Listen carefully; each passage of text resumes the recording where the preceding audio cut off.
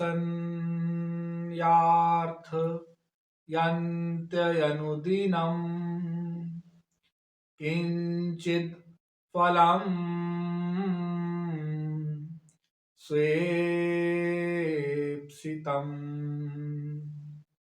केचिद् स्वर्गमथा पवर्गमपरे योगादि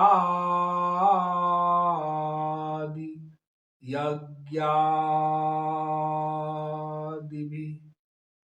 अस्माकं यदुनन्दनाङ्घ्रियुगल ध्यानावधानार्थिनां किं लोकेन दमेन किं नृपतिना स्वर्गापवर्गैश्च किम्। नमः कमलनाभाय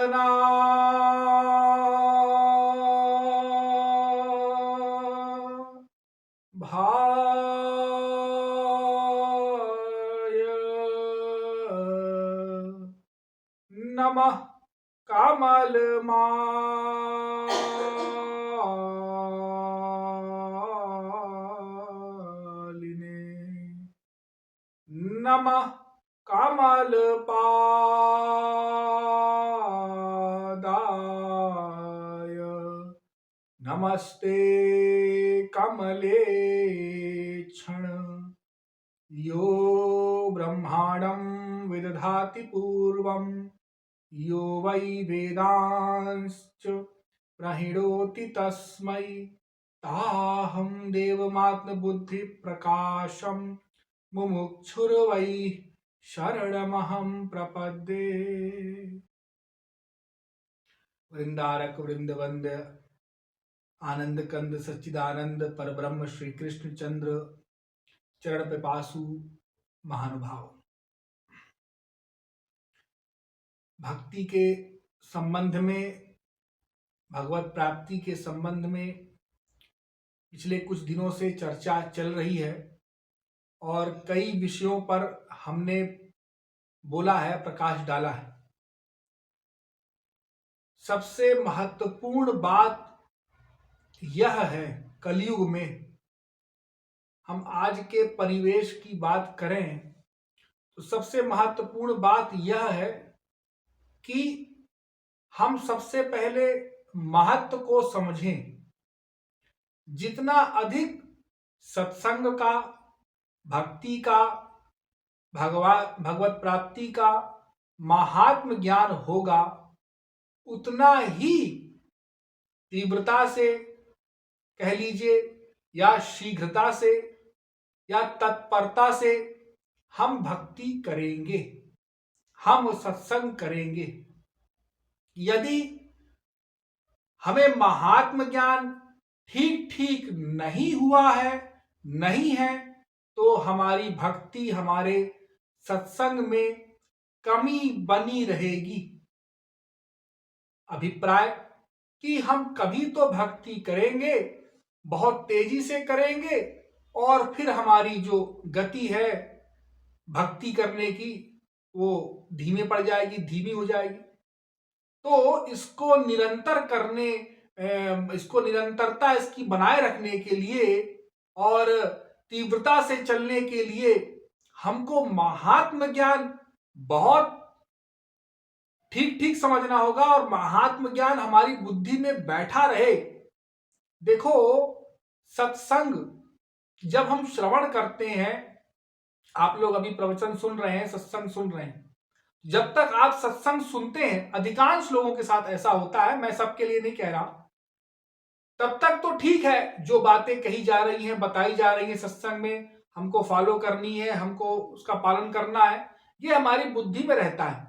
लेकिन सत्संग सुनने के पश्चात 2 घंटा, 4 घंटा, 6 घंटा या आधा दिन, 1 दिन के पश्चात जो बातें बताई गई थी वो हम भूल जाते हैं।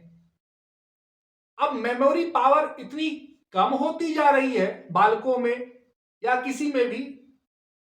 ध्यान से सुनते भी नहीं और सुनने के पश्चात जल्दी भूल जाते हैं। मैं अपने ही जीवन काल में अंतर देख रहा हूं। तो मैंने ये चीजें देखी हैं और लोग इसमें प्रश्न करते हैं बार बार। तो मुझे ये बताना पड़ रहा है कि महात्म ज्ञान हमको ठीक ठीक से समझ में नहीं आया, या समझ में आने के बाद भी हमने भुला दिया। इसीलिए हमको श्री कृष्ण के दर्शन नहीं हुए, भगवत प्राप्ति नहीं हुई, भगवान नहीं मिले। बस यही एक कारण है। यदि महात्म ज्ञान ठीक ठीक हमारी बुद्धि में बैठ गया तो फिर काम बन गया, समझ लो। वो अपने आप करेगा। जैसे देखो, एक छोटे से बालक को समझाया जाता है कि देखो तुम पढ़ाई लिखाई करो, ये किताबों का इतना महत्व है कि एक दिन इस किताब के ज्ञान से तुमको ज्ञान भी मिलेगा, संसारी ज्ञान। तुम तमाम प्रकार के कार्य कर सकोगे और संसार में भी चतुर रहोगे, तुमको हर एक चीज की नॉलेज रहेगी, तो तुम्हारा कोई कार्य बिगड़ेगा नहीं। और ये ज्ञान तुम्हें पैसा देगा, उस पैसे से तुम अपने तमाम इस शरीर के लिए ऐशो आराम के ये सामान जुटा पाओगे, ऐसी तुम जिंदगी जी पाओगे, ऐसी लाइफ तुम जी पाओगे। तो ये सब जब उसको बताया जाता है एक बालक को छोटे से, तो वो फिर उसको विचार करता है और बुद्धि में बैठा लेता है और फिर उसके लिए प्रयत्न करता है।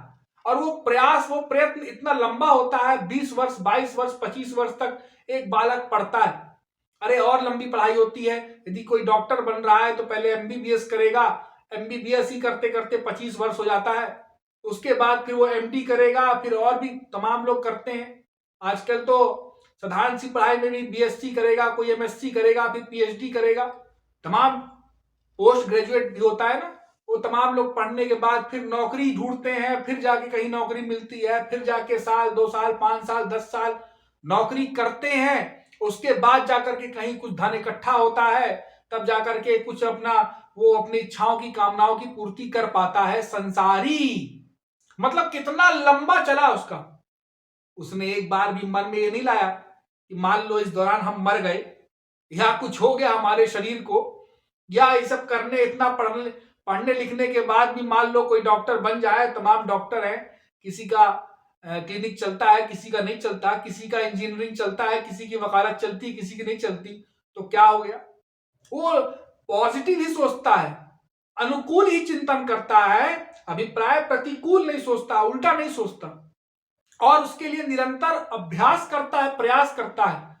निरंतर वो सोचता है कि मैं एक दिन करोड़पति हो जाऊंगा, करोड़पति हो जाऊंगा। उसके लिए वो मेहनत कर रहा है, प्रयास कर रहा है, दिन रात चिंतन भी और साथ में शरीर से भी, प्रैक्टिकल भी, मन द्वारा भी, शरीर द्वारा भी, और धन भी लगाए हुआ है। अरे भाई, पढ़ाई लिखाई में भी धन लगा और फिर उसके बाद नौकरी के भी तमाम चीजों में धन लगता ही है, तमाम सब चीज में धन लग रहा है। मतलब तन मन धन सब लगा करके वो अपने लक्ष्य को प्राप्त करने के लिए वो लगा रहता है, तब जाकर के कोई हो पाता है। अरे कोई सेठ है और अपना बिजनेस कर रहा है, वो बेचारा रात रात को जाग करके भी हिसाब करता है। अरे ये हिसाब गड़बड़ आया है, अभी पिछले महीने का क्या गड़बड़ है। 4-4 दिन, 5-5 दिन लग जाते हैं हिसाब करने में, कहाँ गड़बड़ हो रही है। बार बार देखता है पन्ना उल्टा करके, बार बार देखता है, अरे भाई वो सामान लाया था, वो उतने में बेचा, तो ये कैसे हिसाब गड़बड़ है। सबसे पूछता है नौकरों से, तब जाकर के वो करोड़पति, अरबपति, खरबपति बनता है। ऐसे नहीं बन जाता। देखने वाले देखते आए तो ऐसे ही पैसा हो गया इसके पास, तो कहीं से नोट छप रहा है इसके पास, नहीं, ऐसे नहीं। अरे ये तो नौकरी पा गया, ऐसे ही पा गया नौकरी। अरे नहीं, ऐसा नहीं। उसने मेहनत किया, पढ़ाई किया, लिखाई किया, और तब जाकर के 25 वर्ष तक, उसके बाद बेचारा दिन रात उसने एक कर दिया, तब उसने नौकरी निकाली, तब उसको नौकरी मिली और फिर नौकरी करनी पड़ रही है, तब उसके पास धन आता है। कोई बिजनेस कर रहा है तो तमाम प्रकार की चिंताएं, टेंशन भी लगी रहती हैं। अरे अप डाउन होता रहता है ना तमाम मार्केट में। थोड़ा सा डाउन हुआ तो उल्टा हो जाता है, मुनाफा की जगह घाटा हो जाता है। बड़े बड़े बिजनेसमैन, व्यापारी डूब जाते हैं बेचारे, टेंशन में सुसाइड कर लेते हैं, आत्महत्या कर लेते हैं। तो संसार में भी ये सब होता है, लेकिन वहां हम हार नहीं मानते, वहां निराशा नहीं लाते, वहां ये नहीं देखते कितने सारे लोग आत्महत्या भी तो कर रहे हैं। अरे इतने सारे लोगों को करोड़पति तो क्या बनना दूर हुआ, जो घर का था वो भी लग गया। अरे कोई करोड़पति का लड़का है और उसको अकल नहीं है बिजनेस करने की। पहले से भी जो बिजनेस चल रहा है उसने उतनी मेहनत नहीं किया, उतने लगन से और उतने जो आज के जमाने के अनुसार जो कंपटीशन चल रहा है उसके अनुसार उसने नहीं किया वो कार्य, तो डूब जाता है बिजनेस। जो घर है, प्रॉपर्टी है, दुकान है, सब बिक जाता है। हाँ, उल्टा हो जाता है बनाने की जगह। तो जब फिर भी वो निराशा नहीं लाता। हाँ, वो ये नहीं कहता कि अरे ये सब ऐसा है वैसा है। वो अपने ही गलती देखता है, मेरी ही कोई कमी रही होगी, मैंने गड़बड़ किया होगा, जैसे मेरे पिताजी ने किया वैसे नहीं किया, जैसे दुनिया वाले कर रहे हैं वैसा नहीं किया। वो सीखता है, वो जा करके चार लोगों के पास मोबाइल में पढ़ता है, टीवी में देखता है, किताबें पढ़ता है, बिजनेस का ज्ञान लेता है, चार व्यक्ति से लेता है और फिर उसको शुरू करता है नए तरीके से। फिर वो करता है कोशिश, फिर मान लो सफल हो गया, फिर करता है। ये संसार में हम सब लोग करते हैं। एक बार मैट्रिक फेल हो गए, दोबारा एग्जाम फिर दिया हमने, फिर तिबारा, फिर चौबारा। अरे भाई हम अब कर ही क्या सकते हैं? अगर पढ़ाई लिखाई नहीं करेंगे तो फिर हमारी आगे कैसे बढ़ेंगे हम? वो हार नहीं मानता है। हाँ, विकलांग कोई हो जाता है तो क्या वो काम करना बंद कर देता है? विकलांग लोग भी तमाम काम कर रहे हैं, देखो बड़े बड़े कार्य कर रहे हैं। हाँ, तो जब हम संसार में, कहने का तात्पर्य, हार नहीं मानते, असफलता से निराश नहीं होते, बार बार प्रयास करते हैं, अभ्यास करते हैं और उस लक्ष्य को न भी प्राप्त कर सके तो कुछ तो हद तक प्राप्त कर ही लेंगे, कुछ तो प्राप्त करके ही लौटते हैं। तो फिर भगवत क्षेत्र में क्यों असफलता होने पर निराशा आ जाती है साधकों को, भक्तों को? थोड़ा सा भजन किया, भक्ति किया और भगवान के दर्शन नहीं हो रहे। अरे ये कौन सी बात होती? भगवान के दर्शन इतनी सरलता से हो जाते हैं क्या? ठीक है, संतों ने कह दिया शरणागति कर लो तो शरणागति करो, तो भगवान के दर्शन तो हो जाते हैं, ठीक है, लेकिन शरणागति करने के लिए तुमको जो साधना बताई गई है, तन मन धन का समर्पण, अभी तो तुम काखा गाघा पढ़ रहे हो, उसमें भी इतनी बुद्धि लगा रहे हो। अरे हमको तो आंसू नहीं आते, हमको तो भगवान की एक झलक भी नहीं दिखाई दी आज तक कि ठाकुर जी की मुरली ही दिख जाती, मोर मुकुट ही दिख जाता, उनकी लकुटी ही दिख जाती, हाँ उनका पीतांबर ही दिख जाता तो मैं फिर और भजन करता। मुझे वो असली दिव्य वृंदावन के दर्शन हो जाते तो मैं और भजन करता। अरे संसार में तो ऐसा नहीं बोलते हो कि अरे करोड़ नहीं मिला तो 1 लाख ही मिल जाए, आज तो फिर मैं करोड़पति बनने के लिए प्रयास करूं, फिर 2 साल पढ़ाई किया, अरे फिर 1 लाख रुपए मिल जाए तो फिर मैं आगे पढ़ूं। इस प्रकार से तो कोई नहीं बोलता। अरे जब पैसा कमाएंगे तब जाके हमारे पास पैसा आएगा, अभी तो हमको केवल पढ़ना है, ये सोचते हो। और भगवत क्षेत्र में ये सोचते हैं कि पहले मिल जाए, पहले भगवान के दर्शन हो जाए, भगवान का प्रेम मिल जाए, भगवत धाम मिल जाए, ये आध्यात्मिक आदि भौतिक आदि दैनिक कष्ट सब समाप्त हो जाए, काम क्रोध लोभ मोह सब समाप्त हो जाए, फिर हम भक्ति करें। उल्टा, मतलब पहले रिजल्ट चाहते हैं, उसके बाद हम अपना मेहनत करेंगे, परिश्रम करेंगे। ऐसा नहीं होता, पहले करना पड़ेगा। हाँ, और निरंतर करना पड़ेगा। निरंतर करने के लिए निरंतर महात्म ज्ञान सुनना और अभ्यास करना।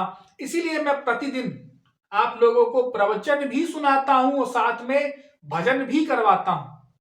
मेरा निरंतर का, मेरा डेली का मेरा रूटीन है। जो लोग प्रतिदिन मुझे सुनते हैं और भजनों को सुनते हैं, ताकि आप लोग रूप ध्यान भी करें, उसके अनुसार रूप ध्यान बनाएं। अलग अलग भजनों को, पदों को मैं प्रतिदिन आपको सुनाता हूं, आप लोग सुनते हैं, ताकि आप लोग रूप ध्यान भी करें ठाकुर जी का, किशोरी जी का, गुरु का, और साथ में महात्म ज्ञान भी आप लोगों को होता रहे। कोई केवल भजन सुनेगा, सोचेगा मैं भक्ति करके और भजन करके और भगवान को पा लूंगा, तो कहीं ना कहीं गड़बड़ जब होगा। हाँ, कोई बिरला है, करोड़ों अरबों में कोई एक तो ठीक है, क्योंकि भजनों में भी तत्व ज्ञान छुपा होता है, कोई कर ले जाए। महात्म ज्ञान सुन लिया, हाँ अब मुझे प्रैक्टिकल करना है, मुझे पता है क्या करना है, ठीक है। लेकिन अधिकांश 99.99% लोग तो, उनको तो ऐसा नहीं होता, उनको तो बार बार सुनने की आवश्यकता पड़ती है। इसलिए प्रवचन भी प्रतिदिन श्रवण करना और रूप ध्यान साधना भी प्रतिदिन हमको करना है, समय निकाल के। तो निराशा नहीं आनी चाहिए, पहली बात। और निराशा आती है तो उसको सिद्धांत से तत्व ज्ञान से काटो, उसको समाप्त करो, उससे बाहर निकलो कि देखो हमको भगवत प्राप्ति तो करनी ही है। ये तो हमको समझ में आ गया कि बिना भगवान को प्राप्त किए आनंद तो मिल नहीं सकता, और आनंद प्राप्ति ही हमारा एकमात्र लक्ष्य है। आनंद प्राप्ति के सिवाय हमको कुछ नहीं चाहिए। हमको और तो कुछ हमको बिना आनंद के तो हमको शांति, तृप्ति, पूर्णता मिलेगी नहीं, जीव तृप्त होगा नहीं। उसी आनंद को भगवान कहा गया, आनंदो ब्रह्मिति रसो वैसा। तो आनंद प्राप्त करना है, इस जन्म में करें चाहे अगले जन्म में करें, चाहे करोड़ों जन्म बात करें, तो फिर हमको जब करना ही वही है, प्राप्त ही वही करना है मैं को, तो क्यों देरी? अरे अभी से करें, आज ही करें। आज जब हमको तत्व ज्ञान मिल गया है तो कल कौन सा नया तत्व ज्ञान मिल जाएगा? कल भी कोई ना कोई जो गुरु होगा, संत होगा, वो यही तत्व ज्ञान दे रहा होगा जो आज आपको मिल रहा है, आज आपको मिल चुका है। तो जब आज आप नहीं कर पा रहे हो, ये समस्या है, हम तो गृहस्थी है, हम तो बाबा जी है नहीं, हमारे पास समय रहता नहीं है, हम तो अब घर का काम करती हैं, कोई महिला है, कोई बच्चे हैं, हमको पढ़ाई करना होता है, हमको तो ड्यूटी करनी होती है, हाँ तमाम संसार का सब कुछ देखना पड़ता है, हमारे पास तो समय है नहीं। तो कौन से जन्म में समय रहेगा? किस जन्म में कर लोगे? हाँ, किस जन्म में तुम्हारे पास समय निकल जाएगा कि तुम भजन कर लोगे, भक्ति कर लोगे? अरे तुमको आज ही समय निकालना है। हाँ, ये नहीं सोचना है कि मैं समय निकाल लूंगा फिर बुढ़ापे में मेरे पास कम काम रहेगा। अरे जो बूढ़े हो गए हैं, तुम्हारे अगल बगल रहते हो, इर्द गिर्द तुम्हारे घर में भी हो, उनसे पूछ लो, उनसे पता कर लो कि भाई तुम्हारा मन कितना लग जाता है भगवान में, तुमको कितना समय मिल जाता है। तुम्हारे पास तो पूरे दिन समय रहता है, खाट में पड़े रहते हो, तुम तो राम राम और राधे राधे किया करो। वो बता देंगे कि हमसे तो और नहीं होता राम राम राधे राधे, ये नाती पोतों में और आस में पड़ोस में ही मन लगा रहता है। वो बहू क्या कर रही है और वो नाती क्या कर रहे हैं, उसी में मन लगा रहता है, माला करते भी। तो जब मन हमने लगाया नहीं बचपन से, तो बुढ़ापे में मन और नहीं लगता, क्योंकि मन तो अब बिगड़ गया ना, अब संसार में लग चुका, अब उसको खींच के लगाना तो और जोर लगेगा, और बुढ़ापे में लेटे लेटे और नींद आती है, शरीर कमजोर, हम ज्यादा सत्संग भी नहीं सुन सकते, सुनाई भी कम देता है, दिखाई भी कम पड़ता है, न गुरुधाम जा सकते न वृंदावन जा सकते, घर में बैठे बैठे भी आलस आता है। तो बुढ़ापे की जो लोग प्लानिंग कर रहे हैं, मैं बता दिया मैंने उनको हाँ, कि बुढ़ापे में भजन कर लेंगे, गुरु की सेवा कर लेंगे, भगवान की सेवा कर लेंगे, और नहीं होगा। इसलिए अभी करो, तुरंत करो, लग जाओ इसमें। और जिन्होंने समझ लिया है उनको क्यों देरी करना है? अरे भाई तुम क्यों देरी कर रहे हो? तुमको तो तुरंत करना चाहिए सत्संग। तुमको तो ये सोचना ही नहीं है कि अब ये कर लो वो कर लो। अरे जितने कम से कम संसार अभी है उतना अच्छा है, उतना कर लोगे, और जितना जितना संसार बढ़ेगा, इस संसार का प्रपंच बढ़ेगा, उतना उतना समय भी कम मिलेगा, तो फिर कैसे करोगे? इसलिए जितना कर सको उतना करो, जितना समय निकाल सको, जितना अधिक से अधिक भगवान में मन लगा सको उतना लगाते जाओ, शीघ्रता से आगे बढ़ो, क्योंकि यही एक कमाई है, ये भगवान के नाम की, भगवान के स्मरण रूपी कमाई, ये जो भक्ति रूपी कमाई है, जो हमारे साथ जाएगी, और कुछ भी हमारे साथ नहीं जाएगा। न बंगला, न गाड़ी, न लड़का, न बच्चा, न पैसा, न कुछ, ये कुछ भी साथ नहीं जाएगा। नहीं संसारी ज्ञान प्रपंच, जो इधर का कान लगा के सुनते हो, उधर का कान लगा के सुनते हो, ये भी सुन ले, वो भी सुन ले, ये भी जान ले, वो भी जान ले।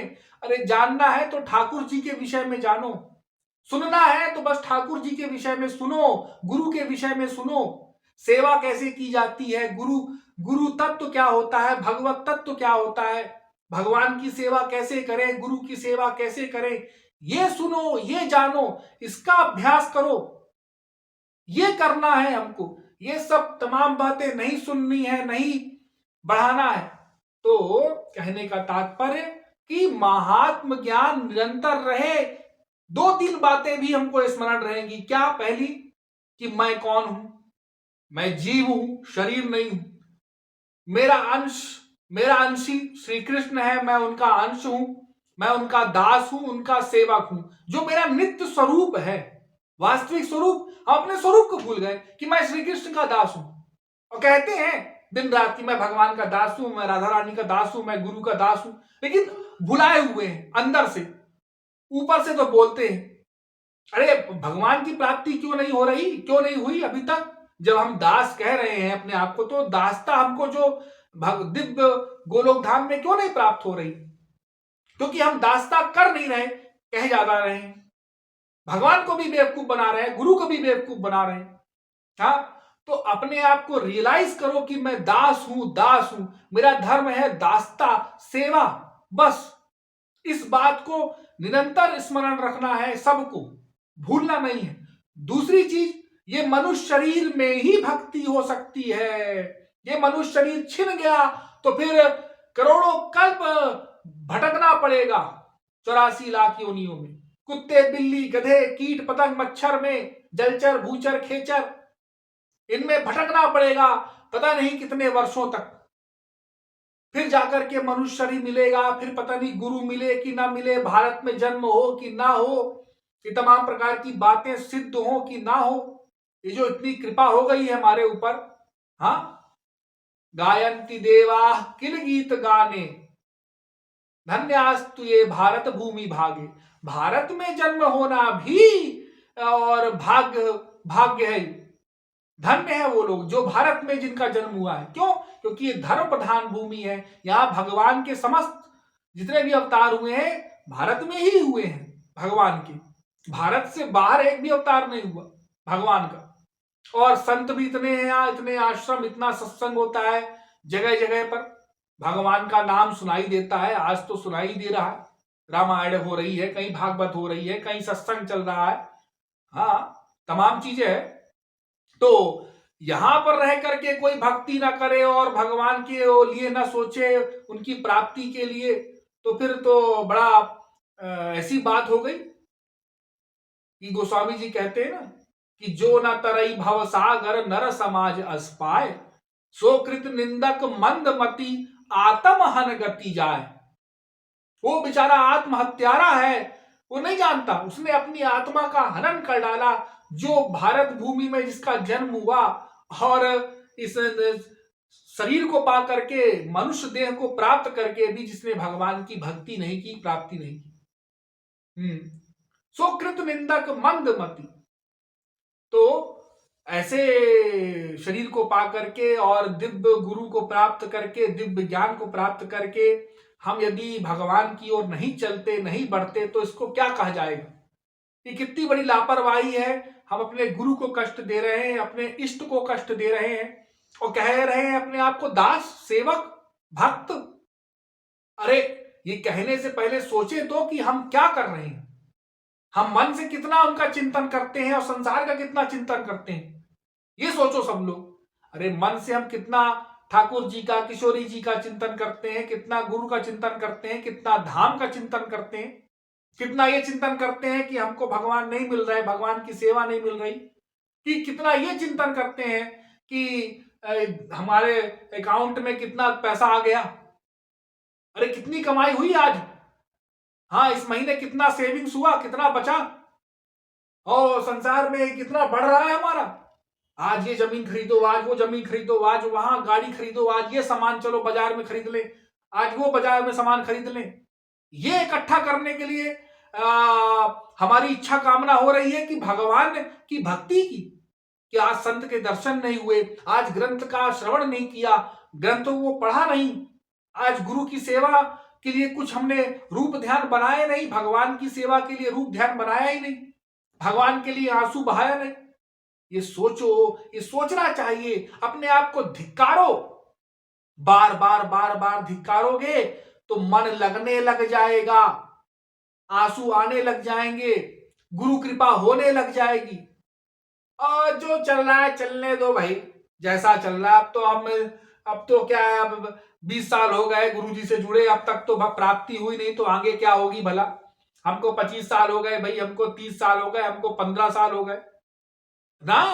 अरे अगर 20 साल में थोड़ा बहुत ही कुछ तो कमाई हुई होगी, तो आगे और तुमको स्पीड से बढ़ना है। अगले 20 साल ऐसे नहीं खराब करने हैं, 20 साल तो बहुत दूर की बात है, 2 साल भी नहीं खराब करना है, और तेजी से बढ़ना है कि जो हमने 20 साल में नहीं किया 2 साल में क्या, 2 महीने में क्या, 2 दिन में कर लेंगे हम। ये सोच के चलना है प्रत्येक साधक को, तो वो प्राप्त कर लेगा। हाँ, बशर्ते ठीक ठीक चले, बुद्धि ना लगाए भगवान की भक्ति में, गुरु की भक्ति में, शरणागति पूर्ण हो, ठीक ठीक हो।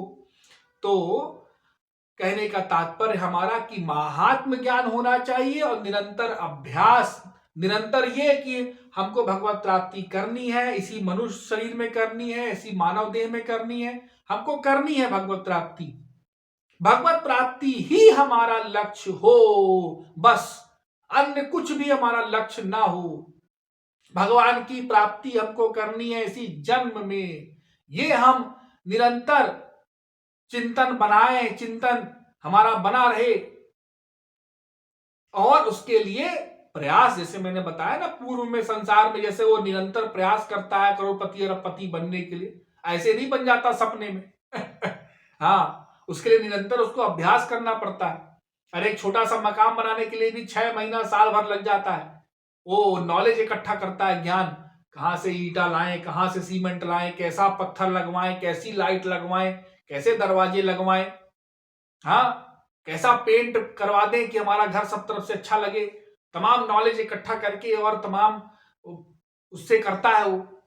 तो वैसे ही हमको भगवान के लिए, गुरु के लिए, गुरु की सेवा के लिए निरंतर, आज हम ठाकुर जी को कैसा हार पहनाएं, आज हम किशोरी जी के लिए क्या, किशोरी जी को क्या भजन सुनाएं, कैसी उनकी सेवा करें, उनके दर्शन कैसे मिले, ठाकुर जी के लिए क्या क्या व्यंजन पकाएं, उनके लिए कैसी कैसी शैया सजाएं, उनका कैसे सेवा करें कि ठाकुर जी प्रसन्न हो, ठाकुर जी सुखी हो। बस निरंतर यही चिंतन में रहे जिसके मन में, तो वो भक्त है, वो साधक है। और बाकी तो सब ठीक है, पीला कपड़ा पहनने से और चंदन तिलक लगाने से कोई भक्त नहीं हो जाता। उसके लिए भक्ति करना पड़ेगा, सेवा करना पड़ेगा। हम गुरु से जुड़े हैं, हम इतने बड़े जगत गुरु के पास जाते हैं, हम उस गुरु के पास जाते हैं, हम उस संप्रदाय से जुड़े हैं, हम इतना लंबा तिलक लगाते हैं, हम इतना लंबा चंदन लगाते हैं, हम ऐसा पीला वस्त्र पहनते हैं, और वो तो वस्त्र ही नहीं पहनते, दिगंबर रहते हैं हाँ, हमारे यहाँ तमाम दिगंबर है, और तो ऐसा दाढ़ी रखे हैं, वो तो ऐसी जटा रखे हैं। ये सब भक्ति के लक्षण नहीं है।